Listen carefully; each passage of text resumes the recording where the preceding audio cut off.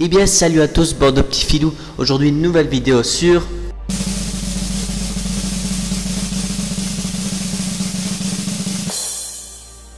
effectivement la mise en scène ne servait à rien, vous n'aviez qu'à lire le titre.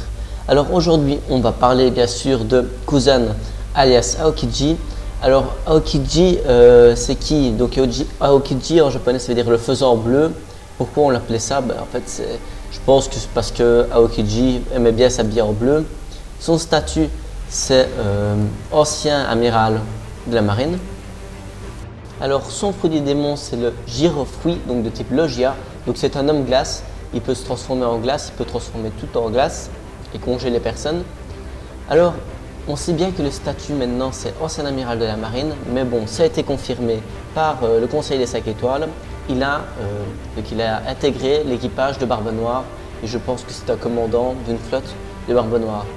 Et maintenant dans cette vidéo nous allons essayer de comprendre pourquoi Aokiji a intégré l'équipage de Barbe Noire. Première théorie, et qui j'espère n'est pas vraie, Aokiji serait le frère de Barbe Noire.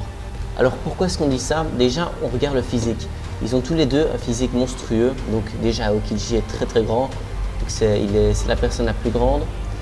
Et Barbe Noire, son physique lui permet de manger 2 fruits du démon.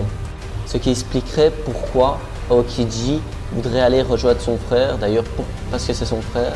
Mais on sait très bien que Barbe Noire n'est pas le plus gentil des pirates. Et qu'Aokiji, lui, était un amiral plus ou moins gentil. Enfin, quand il devait être gentil, il l'était. Mais je ne vois pas pourquoi il serait avec Barbe Noire s'il n'était pas son frère. Et deuxième théorie qui est plus supportable, c'est que Aokiji aurait intégré aussi les révolutionnaires et donc être en mission pour infiltrer l'équipage de Barbe Noire. Maintenant qu'il a infiltré l'équipage de Barbe Noire, et imaginons bien sûr que c'est une mission de Monkey D. Dragon, il ne faut pas qu'il se fasse prendre, je veux dire il doit faire tout pour ne pas déchirer sa filature. Et donc, on a vu que dans les scans, Jesus Burgess avait trouvé le quartier général de Monkey D. Dragon, donc des révolutionnaires. Alors, imaginons que Jesus Burgess dit à Aokiji de venir pour attaquer le quartier général. Qu'est-ce que va faire Aokiji? Soit il va attaquer pour garder sa filature à Monkey D. Dragon et les autres révolutionnaires, soit justement il va hésiter et il va se faire prendre par Jesus Burgess, car on sait très bien que Jesus Burgess n'aime pas Aokiji, donc il ne lui fait pas confiance, car c'était un ancien amiral.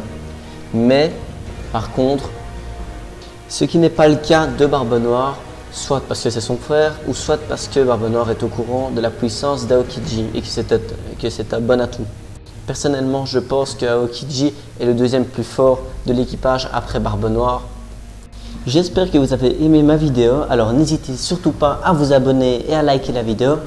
N'hésitez pas non plus à me dire votre avis dans les commentaires et la théorie que vous aimez le plus.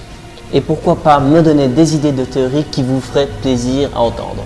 Et surtout n'hésitez pas non plus à aller faire un tour sur la chaîne de One Piece par Roronoa Oprah.